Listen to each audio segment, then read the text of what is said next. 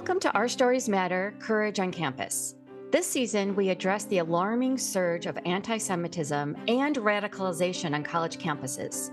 With a 477% increase in incidents affecting Jewish students, we explore the mental health impact of polarization, challenge harmful narratives, and seek pathways to resilience.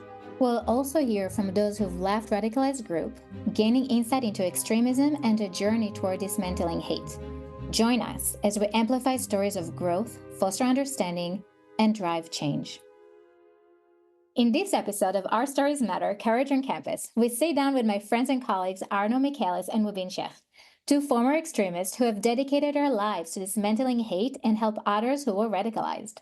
Yes, and I know it sounds like the beginning of a joke, but the power of a former neo-Nazi, a former jihadist, an Israeli Jew, and an American Jew talking about the dangers of polarization is amazing. So we have Arno, who is a former neo-Nazi, and author of My Life After Hate, and Mubin, a former jihadist extremist turned counterterrorism, reflects on his path from radicalization in Canada in working undercover with the Canadian Security Intelligence Service. I mean, that's crazy. It's crazy. Absolutely crazy. So both Mubin and Arno are exit interventionists at Parents for Peace, where, full disclaimer, I work as well as a director of trauma services and training.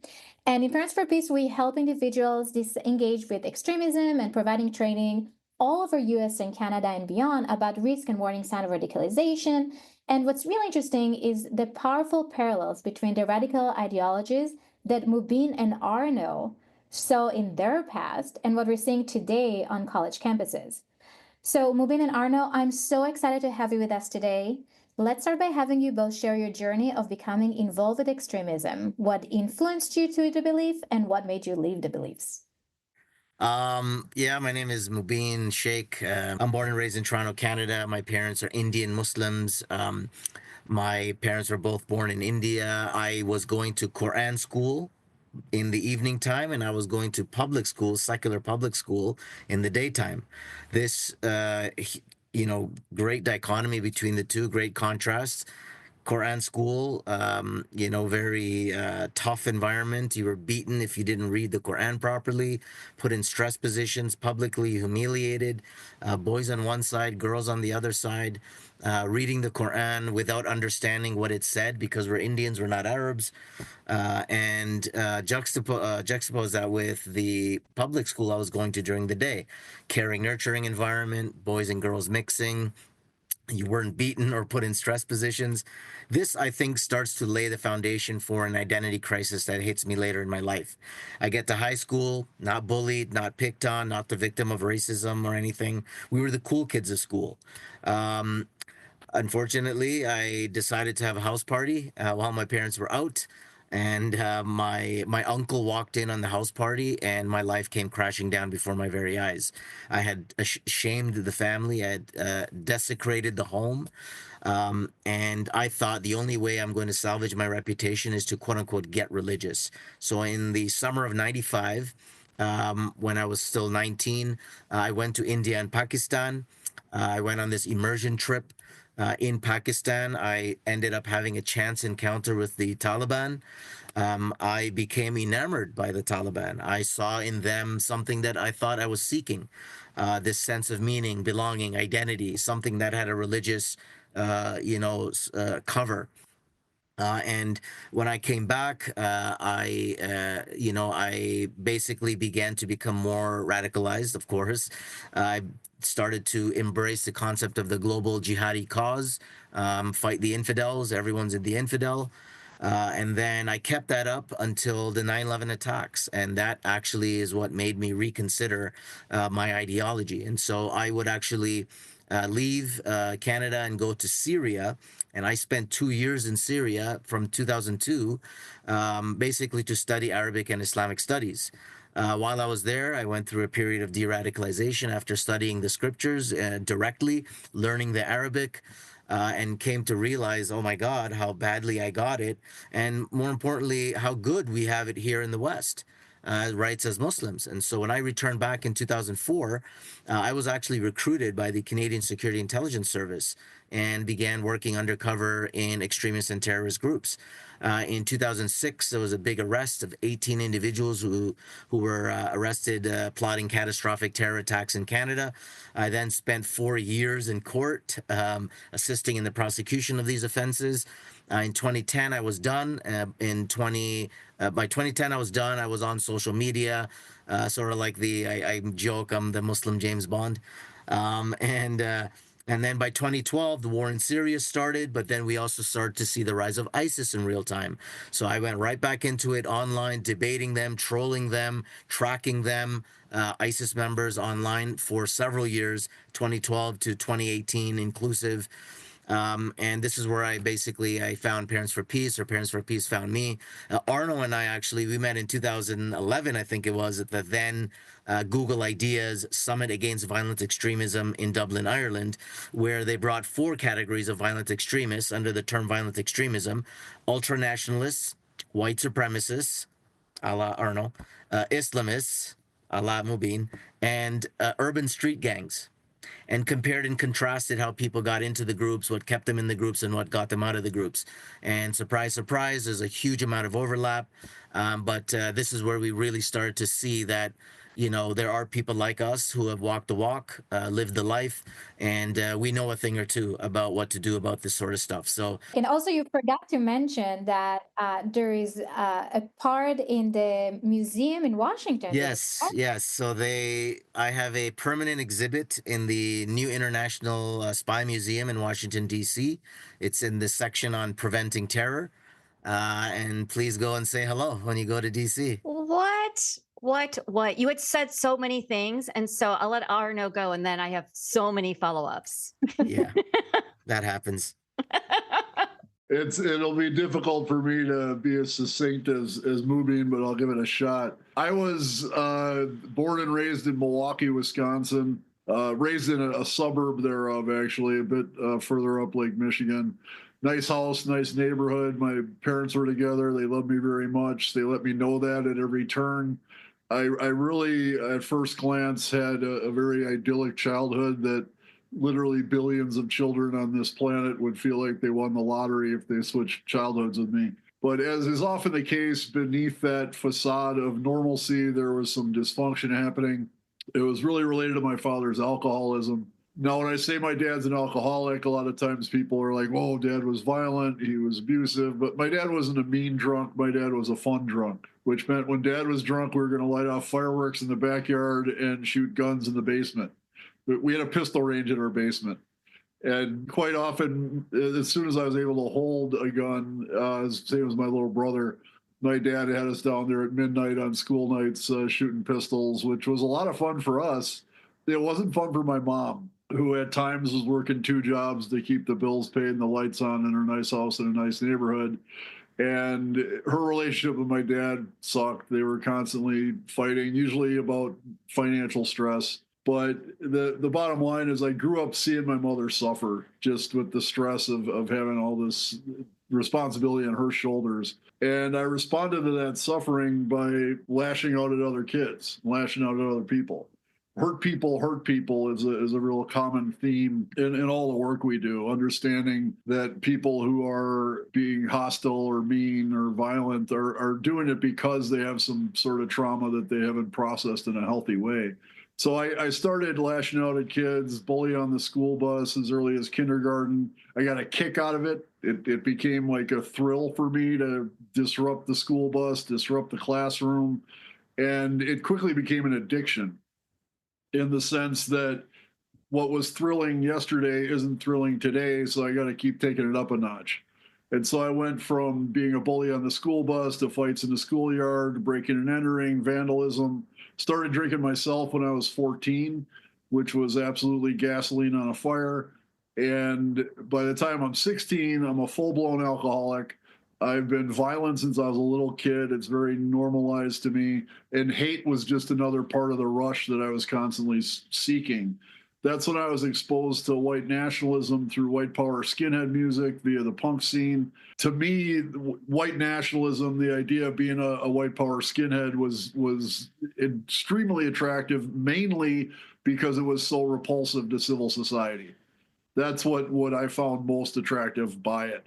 I didn't have any. I was under no false impressions as to why people were repulsed by swastikas. I had a bit of Holocaust education in middle school and high school. Growing up in the suburb I lived in, there was a lot of Jewish people. I had a lot of Jewish friends growing up. In sixth grade, I went to all sorts of bar mitzvahs and bat mitzvahs. Not that there's any justification for anti-Semitism, but I absolutely had none. I had nothing but positive experiences with Jewish people. But the fact that the swastika was so repulsive to civil society, that was like a magnet for me.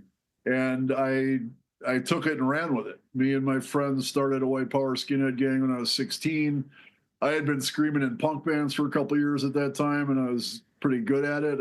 I don't have a lick of musical talent, but I could scream really loud and get people crazy on stage. I started a white power skinhead band with my buddies, and that band was like a magnet for every pissed off white kid in Wisconsin. And so our crew went from like 4 guys to 10 guys to 20 guys.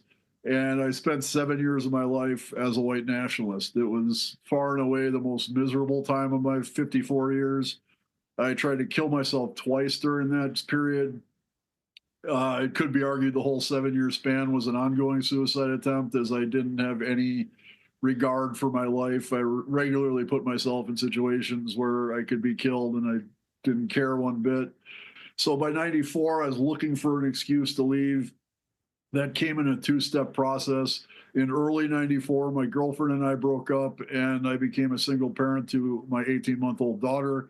And a couple months after that, after a concert my band had played, a second friend of mine was shot and killed in a street fight. By that time, I lost count how many friends had been incarcerated. So it finally hit me that if I didn't change my ways, death or prison was going to take me from my daughter. So I left hate groups in 1994. Being a man of extremes, I went from being a violent white power skinhead to being a peace, love, unity, and respect raver in the span of about a year and a half. I found myself on the south side of Chicago at 4 in the morning, shaking my ass to house music with 3,000 people of every possible ethnicity, gender identity, socioeconomic background, sexual orientation you can imagine, and really loving every minute of it.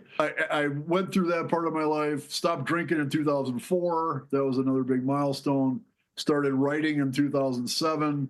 In 2010, I went public with my story on the MLK holiday, inspired by Dr. King's speech, Time to Break the Silence.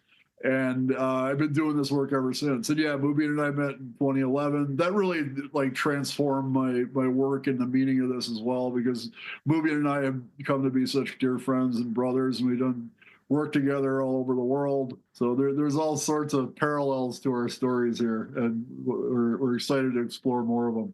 Oh my gosh. I love who both of you are. And I was thinking about this space of an Israeli Jew, an American Jew, a former white supremacist, a former jihadist, all like just chilling out together.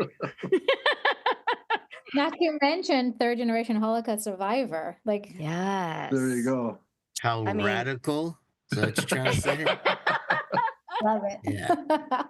So I'm super curious for both of your stories of how you left it. And I know, Mubin, you were saying like you just threw all these things out, and I was trying to remember it all, but you were like 9/11. And then Arno was like, my child.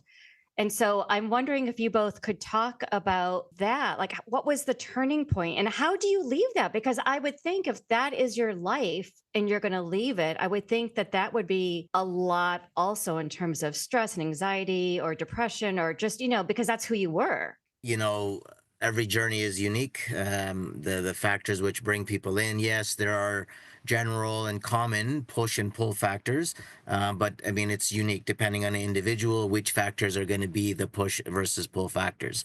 For me, I think I guess it was an emotional thing first, seeing the 9/11 attacks, right? And thinking, oh my God, like, is this my religion? Like, I can't be a part of this. So I needed to reconcile with myself real fast that, wait a second, what is it that my religion actually teaches? And what is it that I'm actually signing up for, so to speak? So there was that. I think very public traumatic moment that everybody was seeing. And that's, I think, the question for our generation, right? Where were you on 9/11, right? And even just on that day, like, because in the beginning of the day, I remember driving to work. I'll never forget. It was Tuesday morning. I heard on the radio a plane hit the building. And I thought to myself, oh no, I'm like, a plane hit the building? What? And then I got to my workplace. And what was interesting is there's a driveway that you drive up and then you see the building. And then immediately the vision came in my head. What if a plane flew into this building right now? Right. And then the second plane hit. And then I thought, oh God, please don't let this be Muslims. And I stopped saying that for 20 years. And then I went home and my wife was like glued to the TV and she's like, and she even made the comment. She's like, hey, because you sure you don't have anything to do with this? Because people are calling the house and they're calling to see where I am and where my headspace is at too. Like, what do you think of this? Is this what you believe, Mubin? Is this what you've become? And what I didn't mention after my trip to India and Pakistan in '95, I came back and like I started to grow a full beard. I had a black turban. I wore robes. Like I look the part and I did that for almost 15 years. Right, worked very well in my undercover years, of course. But main thing is that the emotional part of it, then this intellectual debate within myself that I don't know the religion, I don't know the Arabic, I need to go. So if I can nerd out for a second, this is like a egoistic deprivation where you feel that you yourself personally are lacking something and you need to go and get it. Or if it's fraternal deprivation, that my people, however you define that, are lacking something or are suffering, then you can get, vicarious suffering from that. So in my egoistic deprivation, I went and I sought out religious studies. Now I did have the, if I can use the word, benefit of having this mass traumatic event because that really brought it to the fore, right? But for many people where you don't have that, it's like a buildup, a collection of incidents, one after the other. And even before 9/11, I started to see some of those things. Like I got married in 98. I felt that, especially in my worldview of, starting a family, that whole idea of being a husband, being a Muslim man, and doing all that stuff that was kind of expected of us, I felt that I had achieved, or at least begun to achieve part of that. So hanging out with these guys and talking about that stuff didn't really become so interesting anymore. And then so finally, the time in Syria, when I actually went through the scriptures verse by verse, literally verse by verse, and I realized that, oh my God. And this was the sheikh at the time. He said, these are Sufi sheikhs, right? So the Sufis basically saved my Islam, I say. Without the Sufis, I would not be Muslim. I'll be honest. Just the example that I see, unfortunately, in the Muslim world, it's just it's sad, right? But well, we can get to some of that. But long story short, the sheikh said to me, and I wore glasses at the time, so he says, I'm going to give you a new pair of glasses by which to view the world. And in social work, this is like reframing. And so I went through this reframing process of like looking at things in a different way. And all of those things together is what created this de-radicalization consequence. So that's basically how I, quote unquote, got out. Mubin, what you were saying, and Arno, what you said before also about your daughter, it's that your values changed and your point of interest changed as well, right? So, Arno, if I remember correctly, like the with your daughter, what you cared about changed in terms of where the emphasis is. And Mubin, what you're describing is very similar, where starting to question, where are my values? Where should they be? The hierarchy has changed, things have changed. Priorities, right? The priorities have changed. Now it's not so much, fight the kuffar wherever they are. Now it's like I have to change diapers.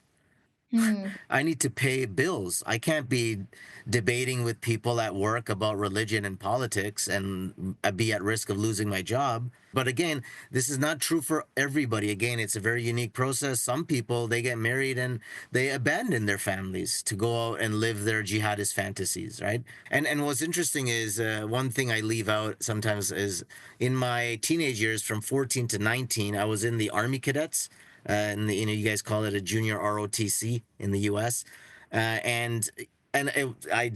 learned patriotism and Flag Day, February 15, 1965, and but then I was still attracted, or I was still being influenced by the family and the religious community, and that was the more dominant pressure that was on me.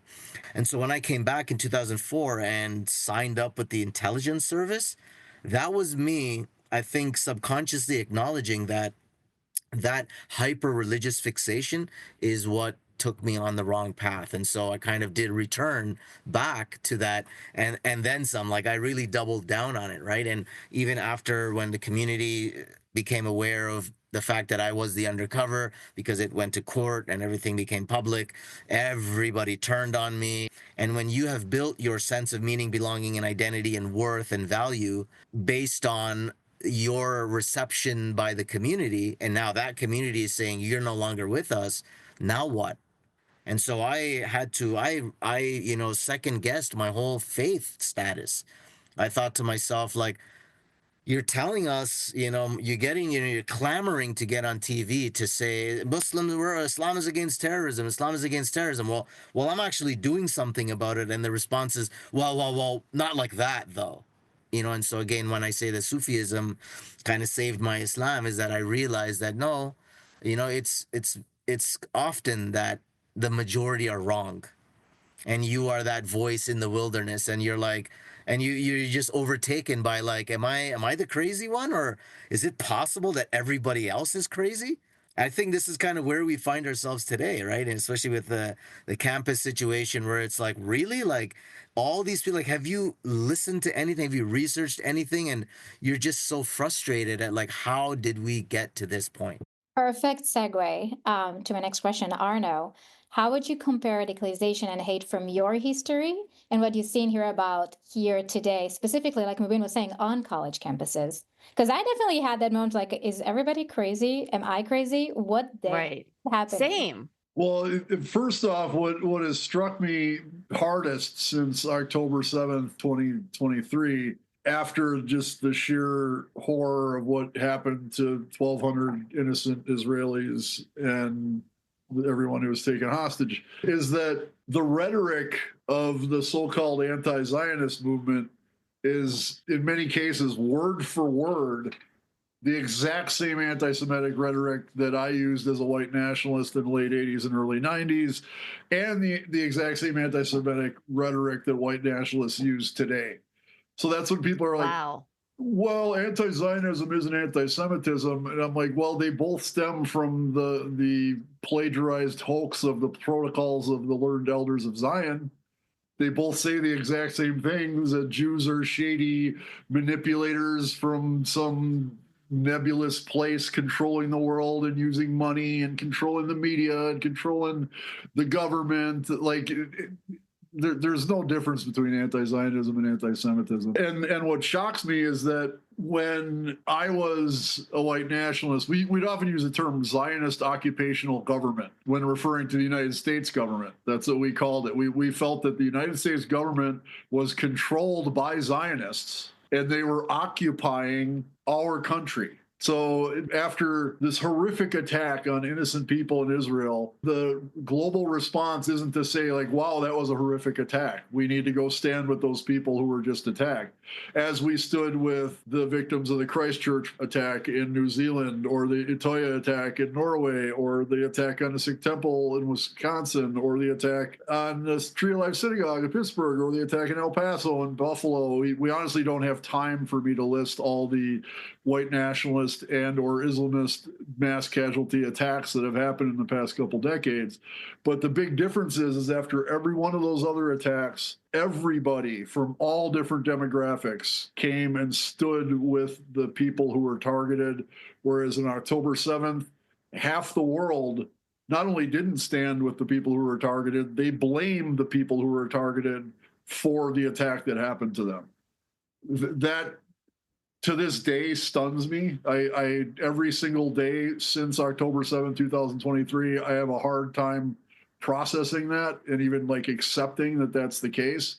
But as far as the similarities go, we talked about this at the conference, Mary.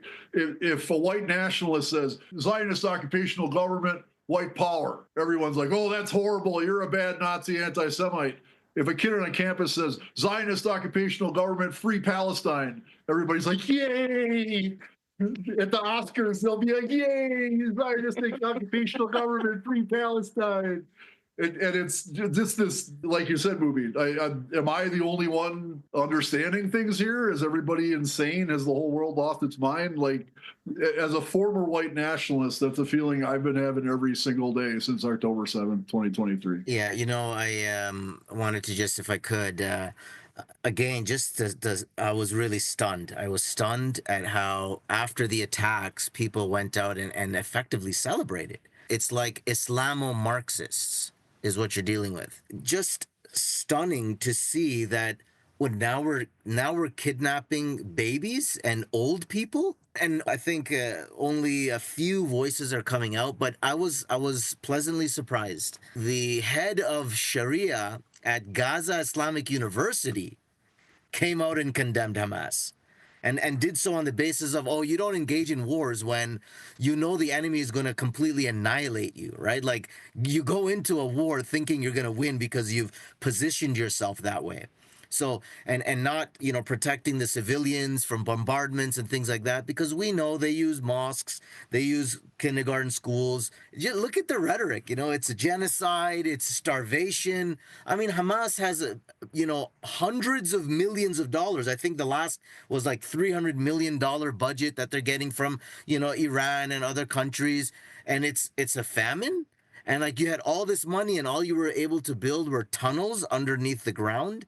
So people are starting to see the hypocrisy of that. I also saw the Grand Mufti of Saudi Arabia, blasting them for bringing out the coffins of those babies, putting, saying that they were arrested. Like, how do you arrest an infant? Right. I think people should understand that you may not hear it a lot. You may not see it. Yes, you're seeing all these Marxist students at college campuses. You're not seeing, largely so, Mohammed's and Abdullah's getting arrested. It's Roberts and Mary's, right?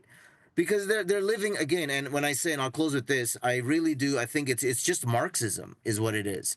The revolutionary ideology, resistance ideology, settler colonialist theories, things like that. And because they've been studying it and studying it and studying it, they're primed to look for it everywhere.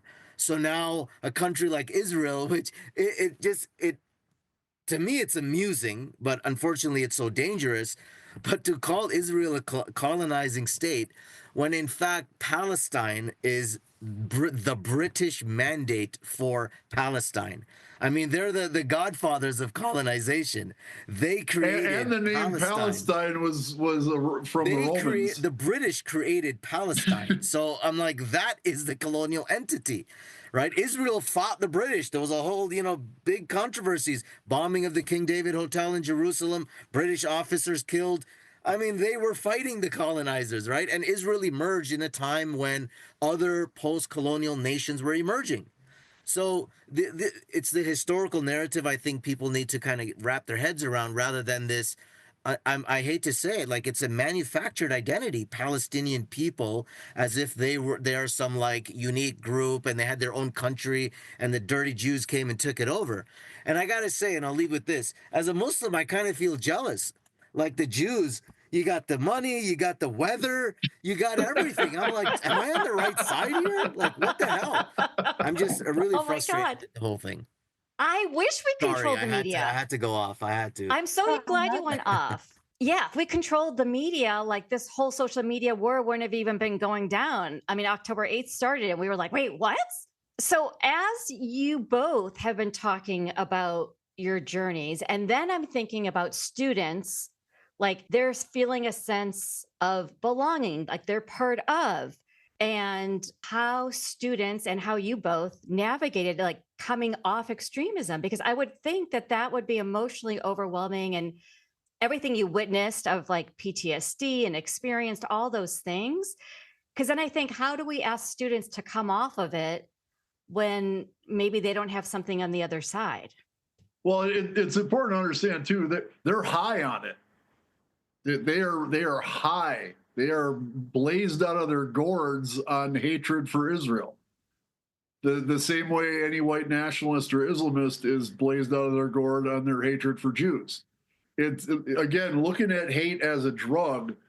neuroscientists have analyzed the parts of our brain that are activated when we're on alcohol or drugs and the parts of our brain that are activated when we're on hate. And there is a lot of overlap there. It's some of the same areas in the brain that are stimulated. And the big difference is when I quit drinking in 2004, I haven't had a drop in 21 years, and I couldn't be happy about it. But when I was an alcoholic, like I had to go get my alcohol. It's easy, it's legal, but I gotta go get it. I gotta go to the grocery store, the liquor store, get my beer, get my vodka, whatever, and before I can take it in. If I'm addicted to crack cocaine, I'm going to spend my entire day trying to get my money to go get my crack. And so I have to get the money, and then I got to go find my crack dealer, which usually isn't hard to find. But either way, there's like a process to obtaining the substance that you're addicted to. When you're addicted to hate, this is all you need.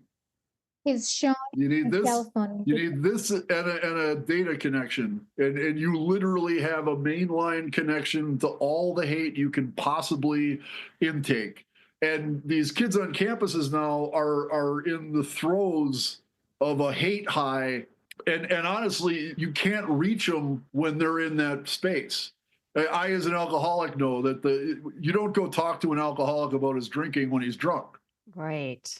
It's not going to land. It's not the time. There's a concept in recovery called rock bottom.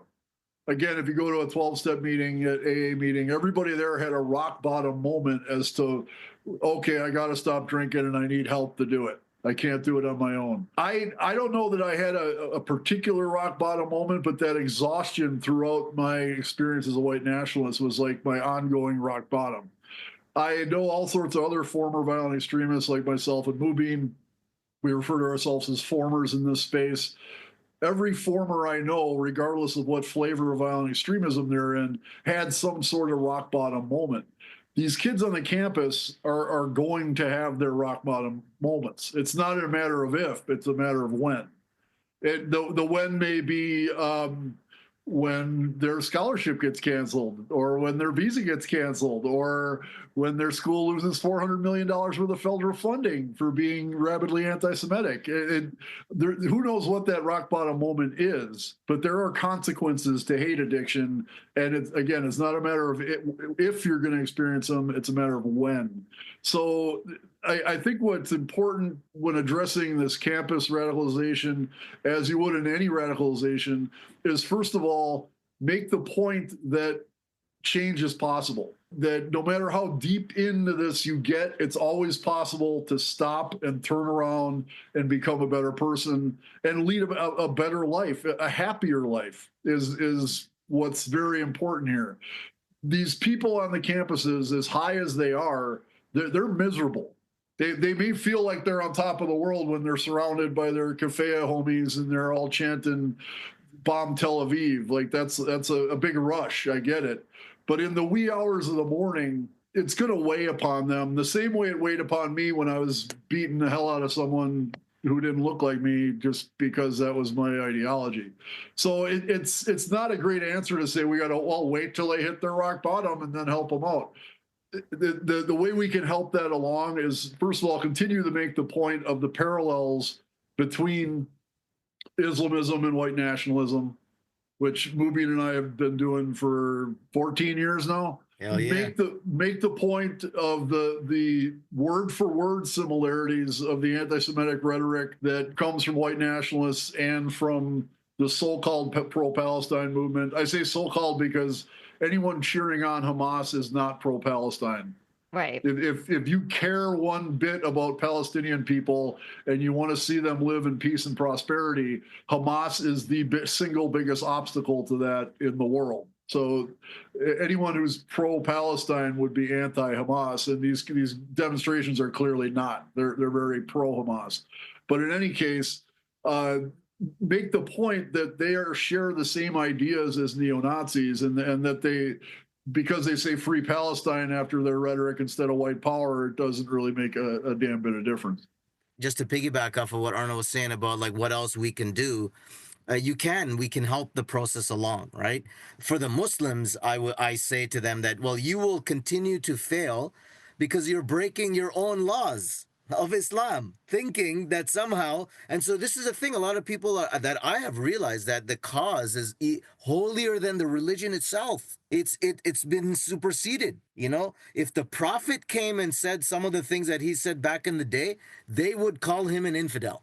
So I think they need to be reminded, like for those who are at least religiously minded or come from Muslim background, is that you're breaking your own laws of Islam. How is God going to give you victory if you're breaking your own laws? And that's why you can look and see for the past, 70 years that Arab armies have tried to, Marxist armies from the 40s and 70s, remember the pan-Arab socialism of Egypt, Iraq, and Syria, they tried again and again and again, and they failed, and they failed, and they failed. So what does that tell you? And so to think that this same tactic, you're going to get some different result, we call that insanity. Right. And so you should ask them, is Palestine free now after all this stuff that you've done and after all the stuff that Hamas did? What is left of Palestine? So I think you can give them the look for your own self and see what the results of your tactics are. So connecting it to the work at Parents for Peace, and maybe both of you can share more about the work of Parents for Peace.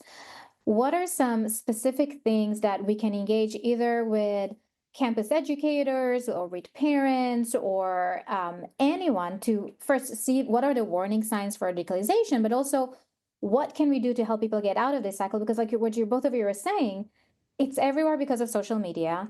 It's kind of cool right now to be a Jew hater. So it's part of Mubin, you talked before about the in-group and out-group. Jews are definitely the out group right now. Like nobody wants to be associated with Jews. And it's obviously affecting the mental health aspect of a lot of people, Jewish and non-Jewish. There is the mental health aspect of anti-Semitism, but everyone are vulnerable to radicalization. Like you mentioned, it's the thing that connects all the hate group together is the Jew hate. Anti-Semitism is the connective tissue of all violent extremism, whether it's right-wing, left-wing, religious, racial, and that goes for white racial or black racial, what have you. Anti-Semitism is the one thing they all agree on, and it's also the thing they're willing to put any other differences aside about. In the 2024 presidential election, David Duke, like elder statesman of the Ku Klux Klan in the United States, endorsed Jill Stein for president because he vibed out on her hatred of Israel. And as much as he agreed with Trump's policies, Trump's endorsement and advocacy for Israel was just a line that David Duke would not cross. So he threw aside all this other synergy he had and threw in with the far left candidate for president because they both agreed on their hatred of Israel. As far as what we can do about it in the Parents for Peace approach, it's really about looking at our shared humanity. I love that. And, so last season, Jonah Platt was on the podcast. And I just read something that he wrote, which was, it's not about pro-Israel or pro-Palestine, it's pro-Jew or pro-jihadist. Either way, you're holding Palestinians, but in a different way. Because you can be pro-Jewish and you're pro-Palestine, you're pro-Palestinians. But if you're pro-jihadist, it's going to be a whole different ballgame. I think that's a really proper way to frame it, and that's the thing. Everyone wants to frame this as Israel versus Palestine or Muslims versus Jews. That's the Hamas narrative. The Hamas narrative is that it's the entire Muslim Ummah against these evil, dirty Jews. And interestingly, again, the exact same thing as the white nationalist narrative. And again, and this is common to all violent extremist groups, violent extremists tend to speak for huge groups that they may tangentially be a part of, but they really have no right to speak for. When I was a white nationalist, I was like, the white race this and the white race that. Whereas 95% of the people racialized as white don't think like me and don't agree with me, even though I don't hesitate to speak for them all. And the same goes for violent Islamists. The Muslim Ummah is 1.8 billion, approaching 2 billion people. And by no means do all 2 billion of those people agree with Hamas, ISIS, Muslim Brotherhood, the people who've hijacked Iran, what have you. Like these are a small splinter groups that assume to speak for larger groups. And that right away should give away that they're full of nonsense. But other than that, it's really important, as you pointed out, Susie, to reframe the narrative as to this is against a particular group of violent extremists. It's not against Palestinians. It's not against Muslim people. And by the way, there are 2 million Palestinian Arab Muslims who are citizens of Israel, and they actually enjoy the highest standard of life of any Arabs in the area who aren't Emiratis or Saudis. And so it's pushing back against these like broad sweeping us versus them narratives, and really kind of focusing back to say, look, this is about a particular violent extremist group that is extremely well funded and extremely dangerous, and they're attacking Israel right now, and that's who the conflict is between.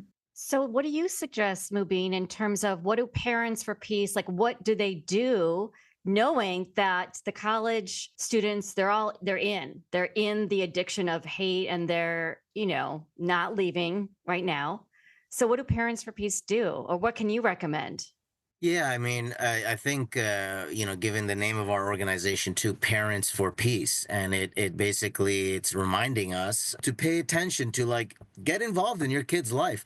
Tell them straight, like, hey, like, do you really want this to define the rest of your future? Because in this day and age where everybody's information is out there and recorded, people are going to know that you were involved in this stuff. And later down in the future, it will bite you in the behind. It's going to happen, right? Yeah, you have freedom, but you don't have freedom from consequences. Right. So I think parents need to see that. In terms of radicalization per se, like once you start to see, I don't know if the Palestine flag is now the symbol of radicalization, but you have plenty of other flags that nobody has any business flying. Hezbollah flags? Like, how is this possible? I thought, I don't know. Is it according to your First Amendment, is that legal? Like, I would consider that glorification of terrorism, right? Sinwar flags and red triangle flags, and like, is Iran like funding these protests? Because and don't be surprised. I mean, those of us who look at it at the strategic security level, you do have state actors who are also exacerbating the situation and radicalizing your kids, right? And the same thing will happen to and I'm talking to the parents, like when ISIS kids were leaving their homes and emptying bank accounts and doing stupid crap that kids do because they think they found the cause and they are the most authentic representations of the cause. And of course, you, the parents, even your sellouts, after all the hard work you have done in your life, busting your butt to get where you've gotten, to have some brat kid basically say, oh, no, you're a sellout, you're this, you're that. And no, you're a mature adult who's got bills to pay and a life to live. And these kids are not thinking like that. So have this kind of conversation with your kids. I mean, that's the only way it will get to them. Once they realize how it's going to adversely impact them personally, they will start to listen. So what's the concrete, though, that parents can say that's not like all abstracty? You're going to pay me back the student loans that I paid for you. That's what you got to tell them. Watch how quickly they change. And I'm sure that carries a lot of weight. It really, to me, the practical answer is this. And interestingly, this is a question I get. I've been doing this for 15 years, and up until October 7th, 2023, much of my audience has been on the more progressive side of the spectrum. I've lost about 2/3 of that audience now because they all say I'm still a Nazi because I support Israel's right to exist, which I think is comical at best, ridiculous at worst. But in any case, back then, the question I always get asked, like, how do I talk to racist Uncle Frankie at Thanksgiving? Or how do I talk to my son who's not voting the way I want him to, and he's doing all this alt-right stuff? Anytime you're talking about a rightward radicalization or a whiteward radicalization, they all want to know, how do you talk to this person? Well, incidentally, it's the same way you'd talk to a leftward radicalization or a brownward radicalization or what have you. And the way that is just as Mubin pointed out. When you're talking to a radicalized person, the first thing they want to talk about is all these macro issues. They're Palestine this and Palestine that. Okay, first question is like, have you ever been to Palestine? Quite often I've had people say, yes, I did my master's there and I stayed in Gaza for 6 months. And so there are people who do have firsthand experience, albeit a very biased firsthand experience in the region, but most of them don't. Most of them don't have firsthand experience. And so the first thing I would say to them is like, you have very strong opinions on this issue. Do you realize that your opinions are being fed to you by like the backwaters of the internet, by TikTok? Wouldn't it be wiser to study independently and read and listen to people from this area and do it with an objective, open mindset rather than coming in with biases to confirm for depending on who you're going to listen to? So challenge them individually to move out of that space they're in, just in the sense of that they're not getting all this information firsthand. It's being fed to them by people with very plain agendas. But beyond that, and this is very much the Parents for Peace technique, rather than allowing the conversation to remain about Israel and Palestine or a wall on the southern border of the United States or the Ukraine or whatever macro issue that they're fixated on, bring it back to them. What happened in your life that makes this issue so important to you? And then see how they answer and get them talking about themselves and their own experience. And once you're having multiple conversations on that level about who they are and why they think the way they do, then you can also get them talking about their future and where they want to go in life and what their ideal life is going to look like. So it's like, hey, where do you want to be in 5 years? Well, in 5 years, I want to see Israel annihilated and the Palestinian people. Okay, yeah, I get that. Where do you, Bob Smith, want to be in 5 years? What are you going to be doing?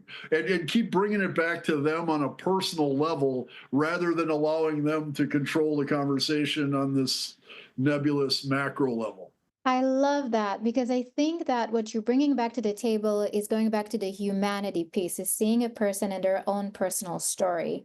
Someone once told me this amazing quote, a professor from Vassar College, Deborah, and she said that trauma can be a general thing, but it's also a very personal thing, right? And I think that for every story, the story can be on the macro. It can, all of us have different stories, but if you zoom into the personal and actually see the person in front of you, and you take away some of the hate and you take away all of the noise, my hope is that the core is a person with a story, and being able to see that person. And what you're saying, Arno, is connecting to that as well as a way of getting them out of the hate cycle. It's bringing back the, I'll see you, can you see me as well, as a human being. Absolutely. With values, with feelings, with humanity. And I think that's one of the things I love about Parents for Peace is that, the slogan, you don't have to worry alone.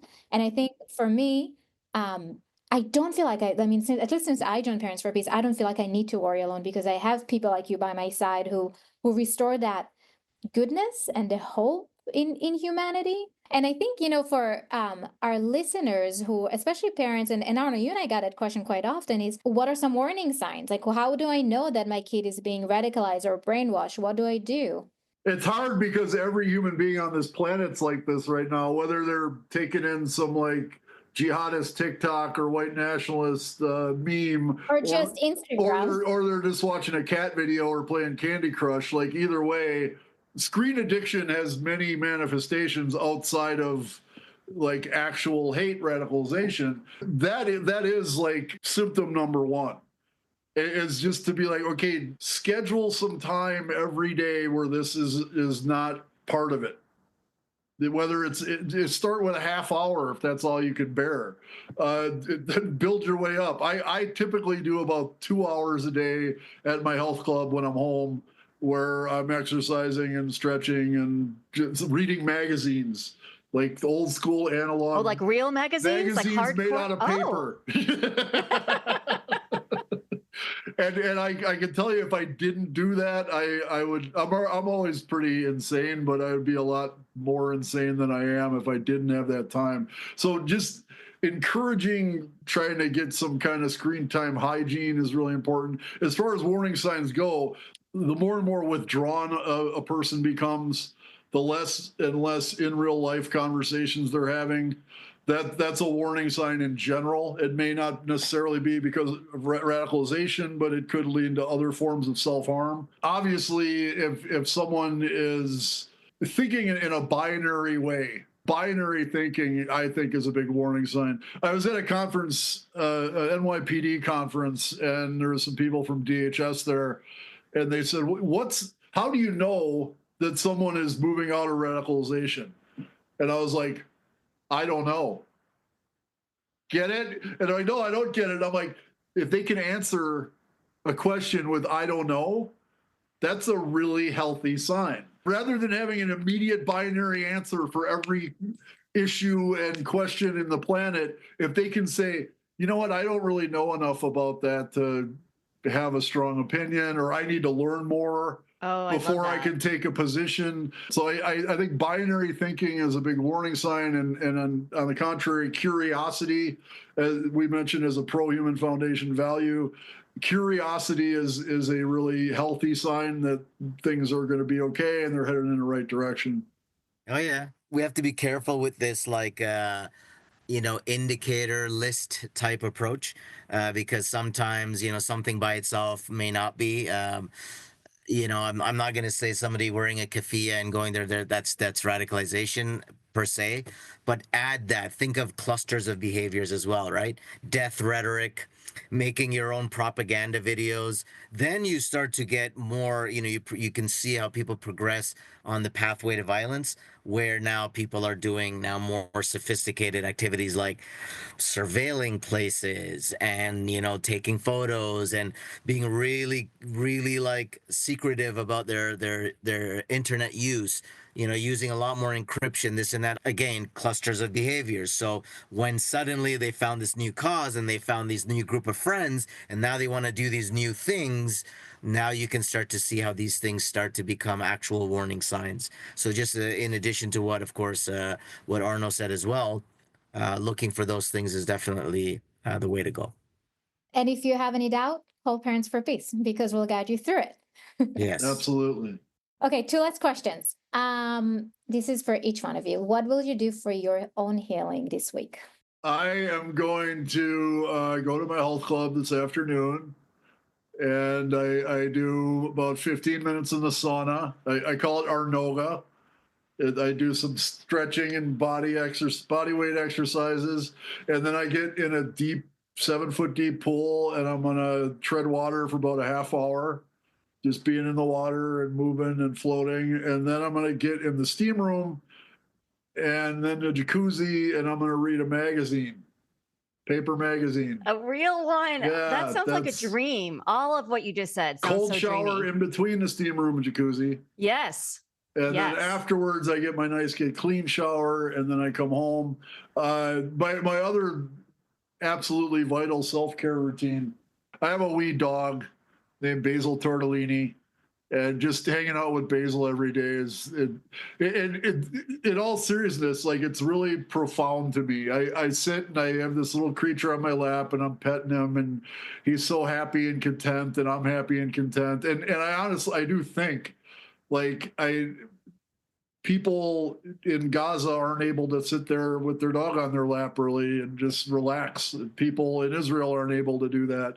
People all over the world in all sorts of arduous situations can't have this very simple primal joy that I'm having right now with this amazing little dog who's in my life.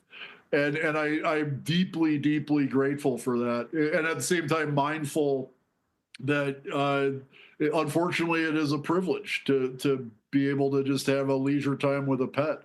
And on top of that, I meditate. I'm a Buddhist, so I sit and trying to focus on my breath and be present.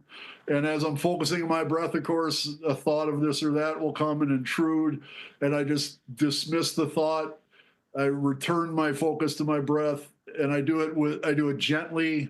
I do it with forgiveness and with compassion and kindness for myself. So I'm practicing all those things as I'm also practicing being present. And wow, mindfulness and gratitude. Absolutely. And I can feel my breath entering my body and leaving my body, and I'm grateful for it. Like, when you can be grateful to breathe, and just in that moment, at least, you've won life.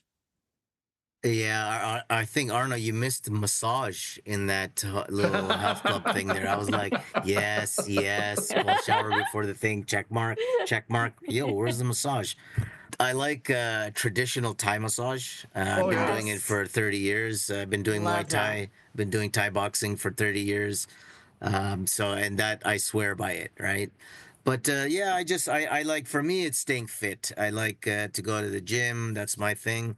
Um, my kid now, he's 19 and he's a Muay Thai fighter and he's got a fight coming up. And so he's doing the training and I think the healing is an ongoing process because there are things that still from the past that are still there that still kind of, your inner voice kind of reminds you of it, and it just reminds you that it is an ongoing process, right? To protecting yourself from injuries, moral injuries. It's just a lifelong process. So my thing is just get in the gym, lift some weights. I went last night. That's why I'm going for the massage later. Yeah, so that's it. Train, train, train. I love it. And our final question for you both is, what was it like for you to tell your story today?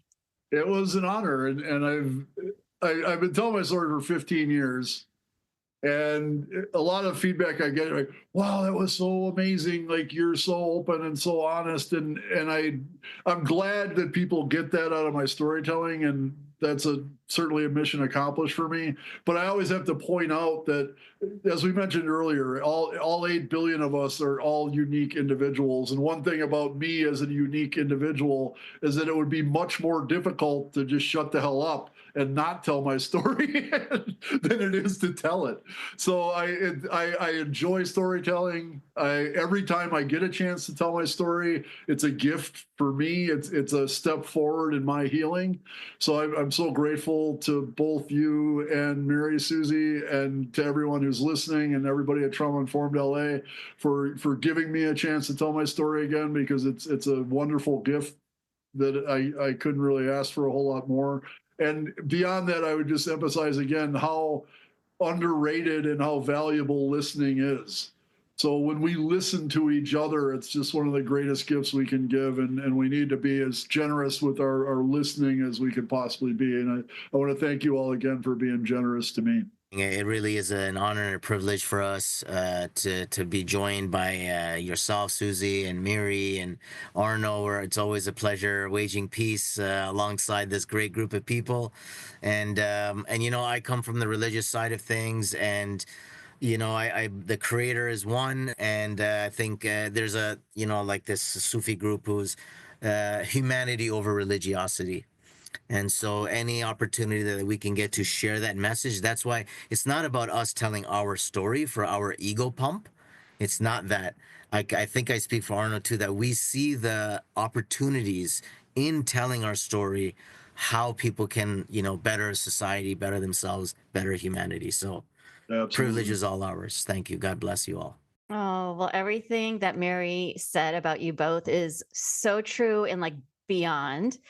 And yeah, thank you both for your heartbeats. And I really hope I can see you soon, maybe in New York. Come Likewise. over. And Mary's our hero as well. I'm learning. I am learning from both of you and everybody in Parents for Peace. And like I said, this organization restored my hope in humanity. So thank you for having me as part of it. Mission accomplished. We'd like to thank our listeners, Israeli music composer Jonathan Bargiora, editor Ian Phillips, podcast advisor Donna Fazari, and special thanks to the Academic Engagement Network for their generous support.